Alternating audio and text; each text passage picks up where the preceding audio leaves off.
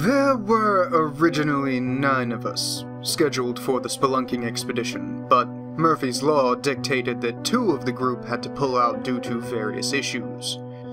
It was a disappointment having fewer members to share in the experience, but then again, there were benefits.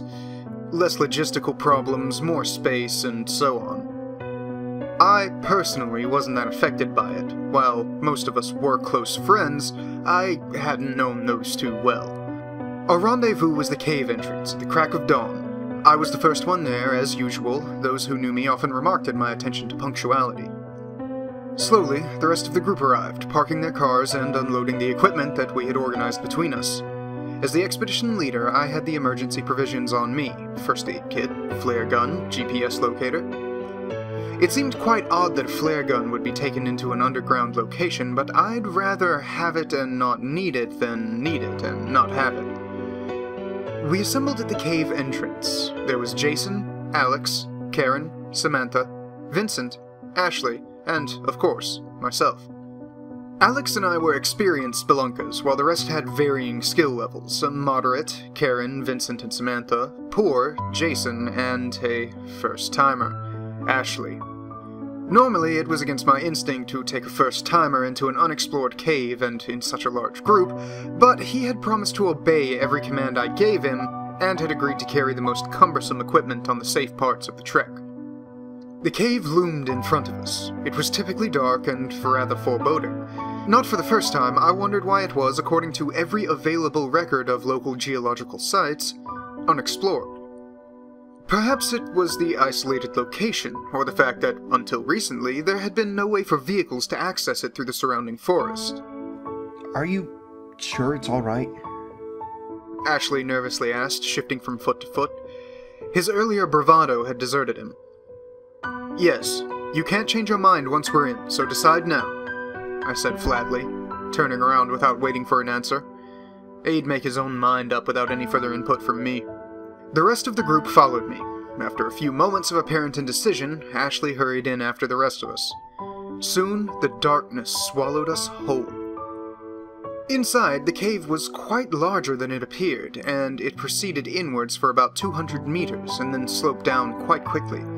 As per usual, I ordered the group members to buddy up, a system in which the group divided into pairs and threes and were responsible for keeping together. Ashley and I were partners, given that I was the most experienced and he was the least.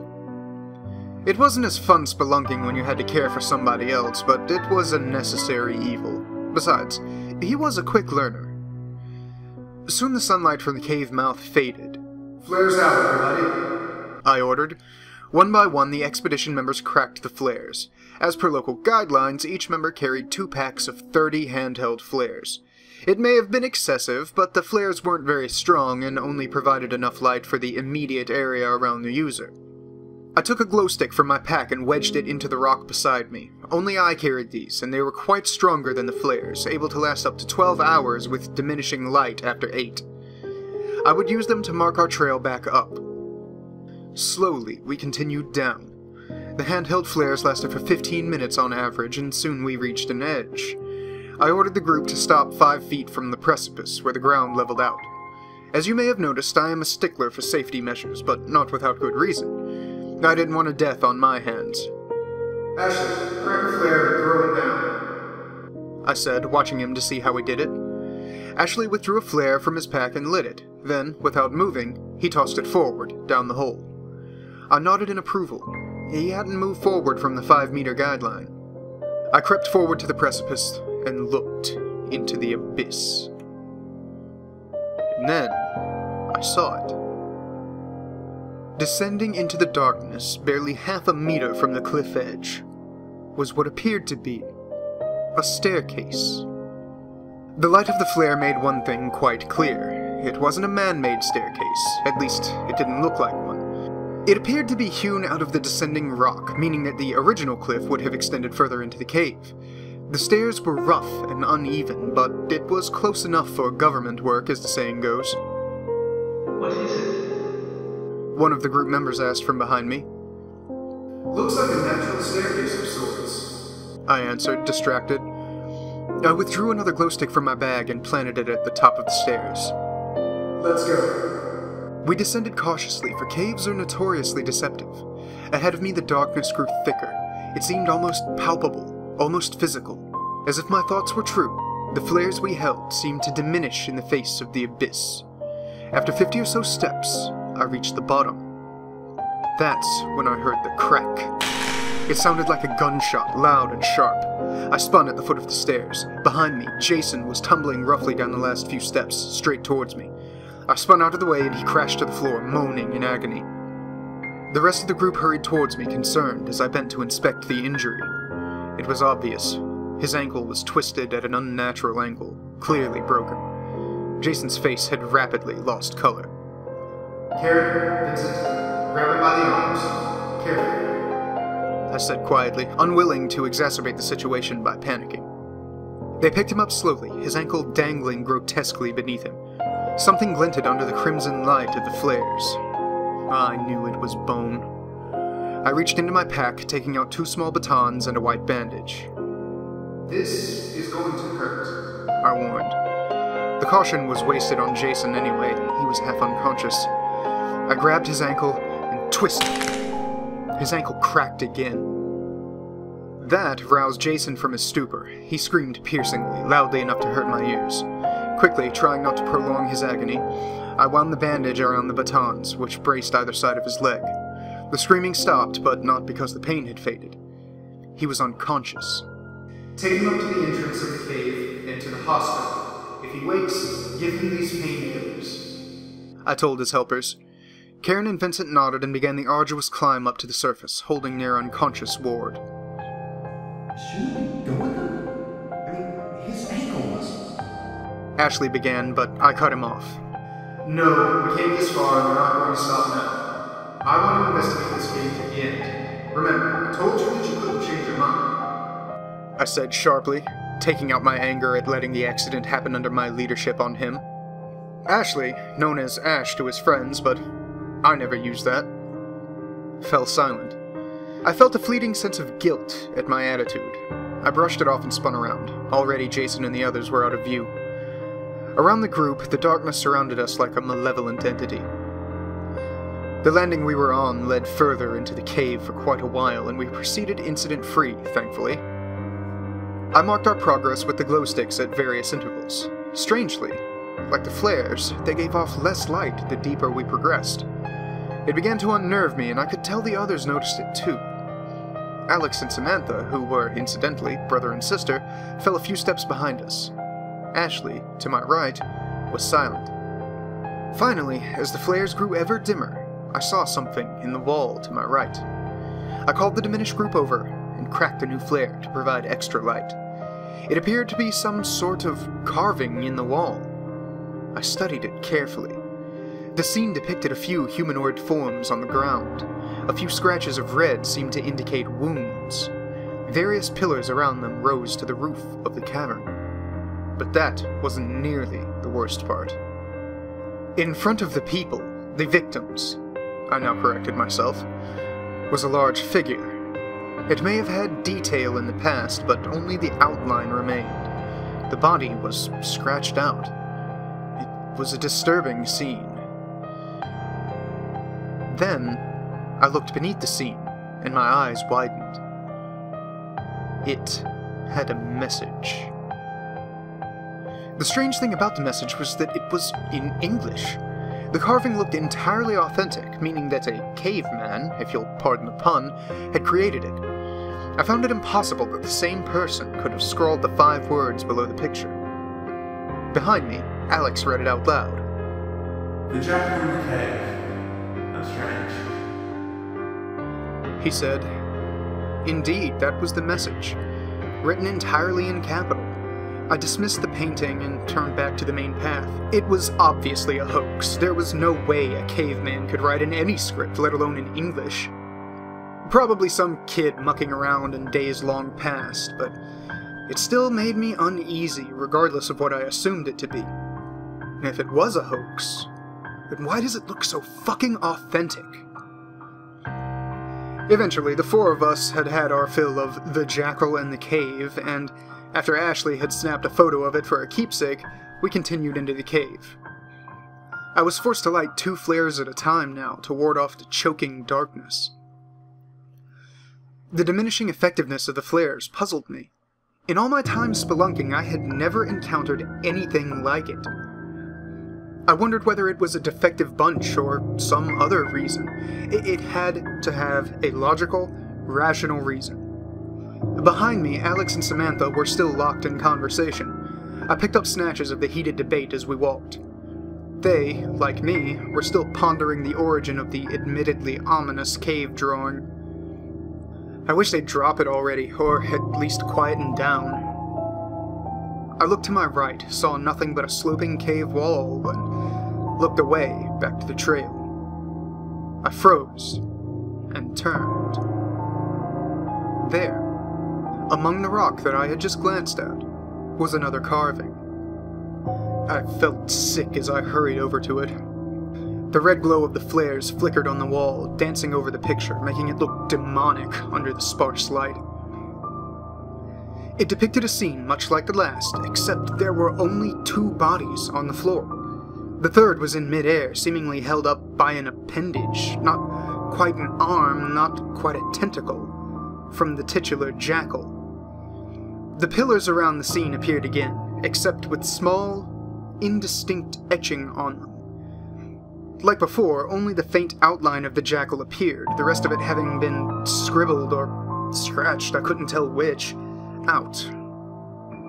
Underneath it was another 5-word message, one that I read quickly and immediately wished I hadn't. "Go back. The jackal waits," it said. I turned from the carving as the others moved in to get a good look and tried not to panic. The air felt thin and dry, much like the air in the Andes. I'd gone climbing there a few years ago, and terrible, terrible things had happened, which explained my preference for underground rocks as opposed to aerial ones, but that's a story for another day and another time. Around me, the darkness was thick. I could no longer see without the flares in aid. Suddenly, irrationally, I knew that if I stayed in this underground labyrinth for much longer, I would lose my sanity. But that was the mind of an irrational man talking. I leaned against the opposite wall, breathing deeply and slowly to regulate my rapid heartbeat. Spots danced in front of my eyes momentarily as I oxygenated my blood rapidly. Slowly, the panic faded, to be replaced by a sense of calm. I didn't get overworked often, but when I did, I tended to edge towards hysteria. Taking one last deep breath, I straightened and looked around. And that's when I realized that Ashley was gone. Slowly, I stood, scanning the passage for any sign of Ashley. Samantha and Alex were still arguing over the cave carving. They were typically argumentative, identical twins. As Alex drew breath to continue his opinion, I stepped between them, holding my hands up in peace. "Have either of you seen Ashley? He's gone," I said, stepping back once I saw that they had ceased fighting and listened to what I said. No, they said in unison. I sighed in frustration and looked around the cavern. There was no trace of Ashley anywhere. he couldn't have gone far, not with that massive pack he had strapped to him. Alex said reasonably, possibly sensing the panic I felt. The entire expedition had had problems from the start. First the dropouts, then Jason, now this. It was like we were cursed, or some other superstitious bullshit. I was a born skeptic and proud of it. Well, he could have only gone forward or back. Samantha said, walking forward to the edge of the light and looking around. Maybe we should split up then. "No, I said, resolute. we are not going to split up under any circumstances. If Ashley comes back, he'll eventually get out of the cave by himself. So, we go forward and hope that stupid prick hasn't done anything reckless." I interjected flatly, turning away from the duo and proceeding into the darkness. After a shared glance, the meaning of which was undecipherable, at least to me, they followed. And so we went. As we progressed, I felt the path leading downwards. It was a marginal slope, undetectable by the naked eye, but I felt myself pushing harder into the rock with each step, thanks to the extra gravity of descent. It wasn't of any concern to me, such natural formations were common. We proceeded ever further into the depths of the cave, calling out Ashley's name as we went. Then, I saw it. It was over to the right, like the others. It was, of course, another carving. I felt sick as I scanned it. The titular jackal had increased in size yet again. The tentacle appendage hybrid was shorter, as if the beast had pulled it back. The previously held corpse was ominously absent from the scene. I tried not to think about what had happened to it. The pillars with carvings on them also appeared. As before, the jackal had the majority of its detail erased, making it little more than an outline. However, there was detail on the edge of the beast this time. I knew the short lines represented skin, apparently leathery and cracked. Then, I read the message. It was again 5 words long, and my eyes widened in a flash of shock and fear. "This is your last chance," it read. I stumbled back from the carving in fear, raising my hands in front of me as if it was alive and coming for me. As I hit the back wall, I saw Alex and Samantha close in to study the carving. They seemed unaffected by the ominous message as I had been. I gasped for breath, winded by the sudden impact of the wall against me. I tried to clear my mind, to cut through the mix of panic and fear I now felt at having read the carving which I no longer thought was the work of pranksters. I turned to my left, hoping to see Ashley. Instead, I saw the gateway. It appeared to be a stone arch hewn from black granite. It followed the contour of the cave precisely, creating a strange effect. Carvings of various things, symbols, letters, and pictures covered the gateway, which appeared to be seamless, without join or cut.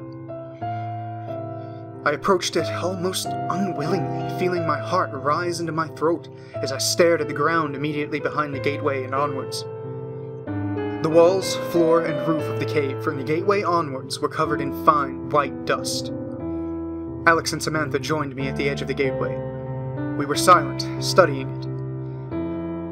I looked at the top and saw yet another 5-letter message carved there. "The gateway to the jackal," read the message. "Ah, to hell with it," I thought. Then I heard the scream. It was Ashley screaming. We have to get to him! Alex yelled, turning to me. With every fiber of my body, I resisted stepping through the gateway. I knew if we did, terrible things would happen. If I stepped through, I knew sooner or later I would meet the jackal. But I had to know about Ashley, the carvings, everything. I had to. So, with a deep breath and trying to still my hands, I made my choice. Together, we stepped through the gateway to Ashley and the dark beast beyond. The first change I noticed was the ground. The fine white dust was coated on the entire cave, right past the gateway. I didn't know the origin. It didn't appear to be from any sort of mineral or rock I had encountered before. It was strange, but then, given the nature of the rest of the cave, that almost made it normal.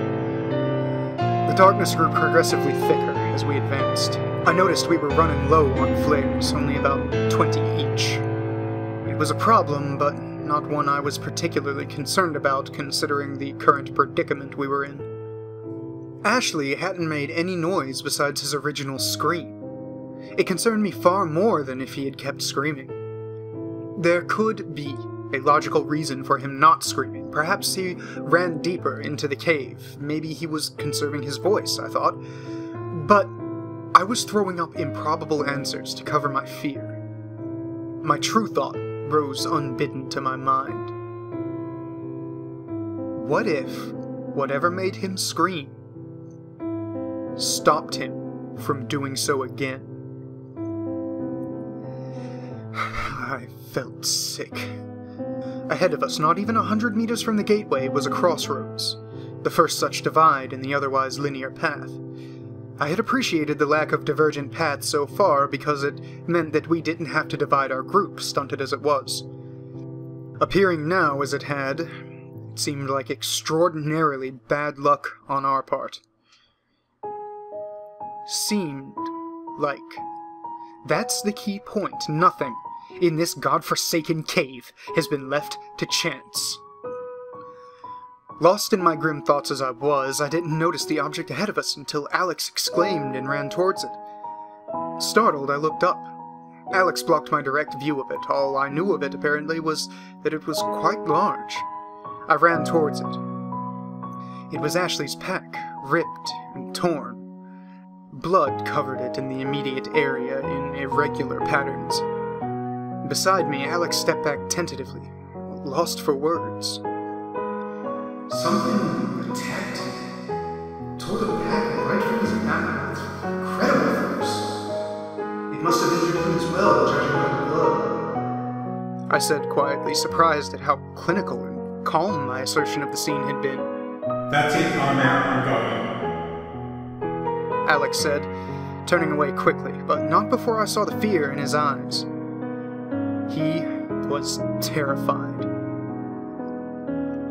Samantha nodded in agreement, turning to leave as well. I didn't try to stop either of them. They would be back. You won't get a foot past the gateway, I called to them, certain that it would prevent them from leaving. I turned back to Ashley's pack slowly and began searching through it quickly, taking only a few items. I hesitated when my hand landed on the flare gun, but I took it and kept it in my hand. I knew from experience against various types of wildlife that it made an effective weapon. If I met anything that wasn't Ashley, I would fire without mercy. I stood and chose the right-hand passageway.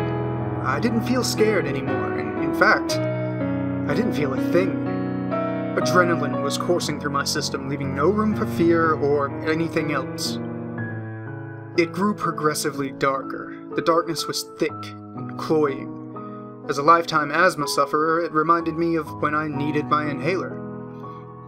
I knew the flares would soon be useless, regardless of whether they should have been effective. Beside me, I noticed scrawling in the dust, apparently of human origin. That, at least, was no mystery. I glanced at each in turn, almost mechanically, knowing that it couldn't be any worse. It appeared that we weren't the first people to stumble into this place. I have seen it, and it blinded me. This is its domain, taller than any human. Suddenly I stopped. The last was different from the others. In lowercase, it appeared to be freshly written. It got me. I'm running for my life. Ashley's writing. And then, as if by magic, I heard two things. A scream. And a roar. Ashley. The jackal. And they were close. I ran forwards. I felt, rather than sensed, that I had breached into a massive cavern. To prove my theory, I impulsively punched the air to my right. If I was still in the claustrophobic cave, my hand would surely be shattered on the wall. As I expected, I hit nothing but the stagnant air of the cave. The flares provided nothing more than a dim glow. I looked at it in horror as the glow faded slowly. The fading light represented my last defense against the virulent darkness of the cave, or cave with a capital C, as I felt it should be called, and its sole inhabitant. The inhabitant some called the jackal. The light faded completely. I was alone. The moment I heard the voice. It was flat, terrible, and loud. It reverberated around me, seemingly without a source or direction. I spun in the darkness, the cloying, constricting darkness, and felt my heart in my throat. I knew Then if I walked backwards, I would no longer find the passageway that had led me to the lair of the jackal. Once you entered this central cavern, there was no leaving it. Just like the carvings promised, I thought. This is my cave. I screamed and ran. It was a futile gesture. The voice boomed around me, terrifying in its alienness and its flat, expressionless quality. The jackal was not human, nor was it even some revenant or ghost of a forgotten culture. It was something that had no place in this universe, and something that I wished never to see. My heart thundered in my chest and my eyes vibrated. I could no longer even control my own body. I'm a prisoner in my own body. The other one screamed before I took him. Boomed the jackal, interrupting my thoughts. Fuck you! I screamed hysterically into the darkness around me. It was a petty rebellion. I doubted the jackal even knew what it meant, but I felt better for it all the same. Around me, the darkness coalesced. It's alive, I thought. I tried to stifle a scream as an image popped into my head. Thousands, millions of bugs crawling over me in the darkness, biting and scratching and running. And was banished moments later by the jackal's next terrible oration. You will remain here forever. It howled. I know that voice, I thought vaguely. After the voice came the footsteps. I sensed that I could both feel the tremors and hear the steps. Hundreds of them around me, pounding the floor in a rapid and terrifying rhythm. Rolling thunder, I thought crazily, and laughed. What little sanity I possessed was rapidly being eroded away by darkness, millions of bugs, rolling thunder, the jackal and its influence over the cave, and consequently, those inside it. I doubted if Ashley was still alive, that Samantha and Alex had escaped. I didn't even think Karen, Vincent, and Jason had escaped alive. Even as I considered this, the jackal howled again, the flat voice echoing throughout my dark prison. They all die, as will you. The jackal roared in its expressionless tone, creating a queer, wavering effect that hurt my ears. My throat burned from the lack of moisture, a headache pounded in my head, and my ears throbbed, strangely in time with the footsteps. I'm just rolling thunder, I thought, and laughed crazily. Then, as I considered what the jackal had said, it can read my thoughts. It was not such a fantastical idea. The jackal had only ever spoken after I had had a thought. A coincidence? I think not, pardon the pun. As I considered the mental connection, an idea began to form. I stopped running and emptied my thoughts, banishing the sensory manipulations the jackal used on me.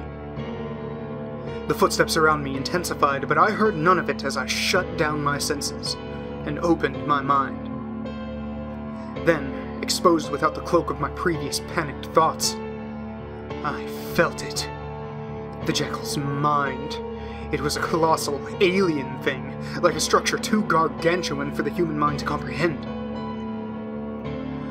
It would dwarf me, swallow my whole mind, and leave me a gibbering wreck if I considered it for too long.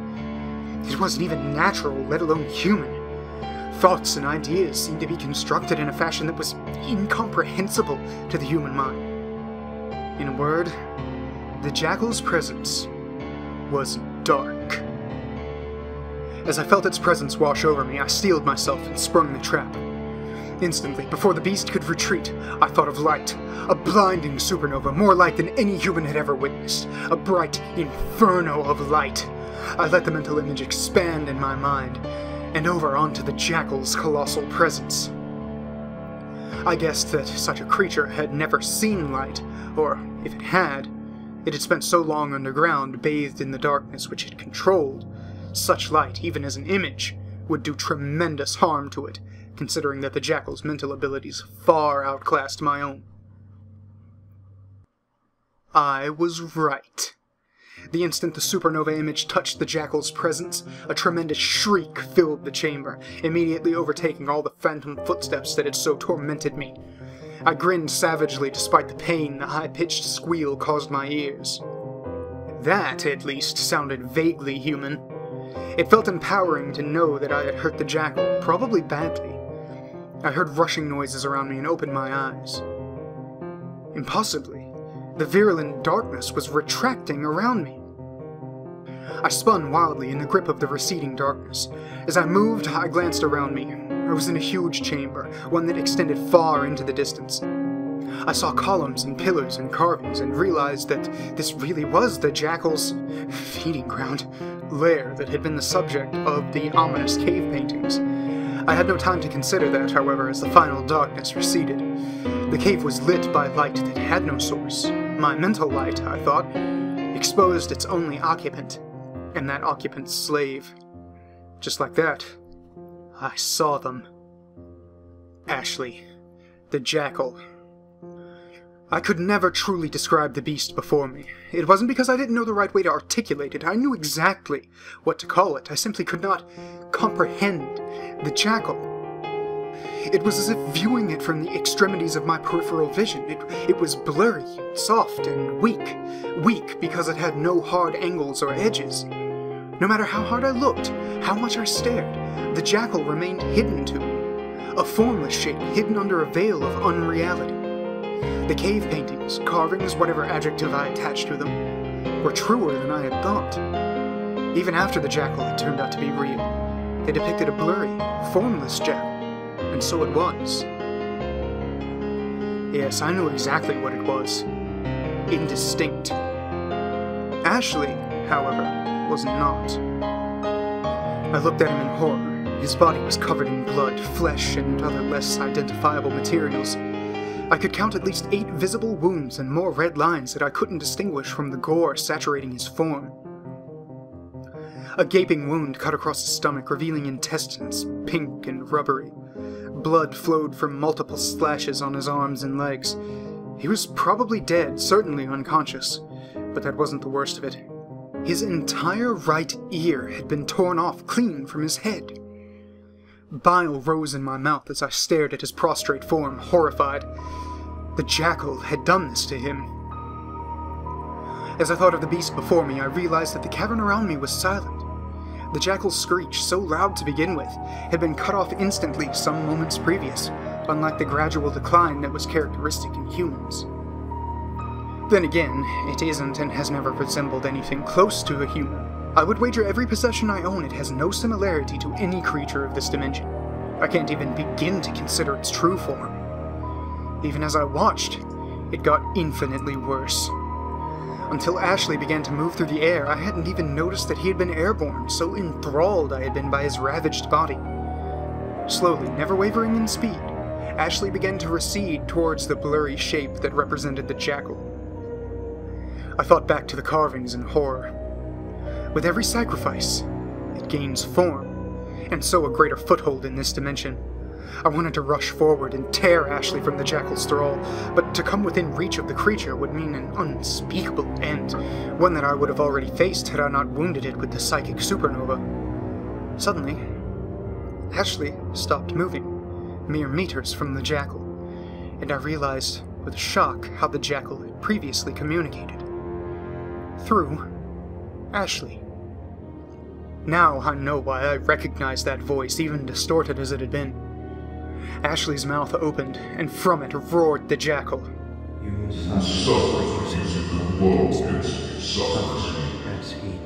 Roared the grotesque Ashley-jackal hybrid. Evidently, it only knew the light that had so hurt it as the glow. It didn't matter. The important thing was that it had been hurt, and badly. I probed my mind. No trace of the jackal's presence remained. Apparently, that part of it, physically manifested in the virulent darkness, had been either destroyed or banished by my mental counterattack. Even if I meet my death here, beast, I will do my utmost to bring you with me. I responded bravely. The saturating fear and accompanying thoughts which had so crippled me both mentally and physically was gone. Now I could see the jackal, regardless of how well I could comprehend it. Much of the terror that I had felt at the hands of it was gone, just like the virulent darkness. Even the voice was less intimidating now that it had a definite source.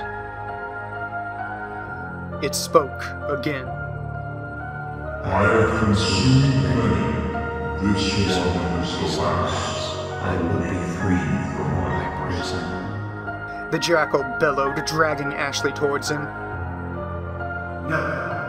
I whispered. I sprinted towards them, no matter the cost. Even if it were my own life or sanity, I could not allow the jackal to consume Ashley and escape whatever prison it was incarcerated in. Such a beast would wreak unimaginable destruction on the surface. I pulled a silver piece of equipment, the last thing I had taken from Ashley's pack. The flare gun. As Ashley and the jackal came together, I drew and fired. The world exploded around me.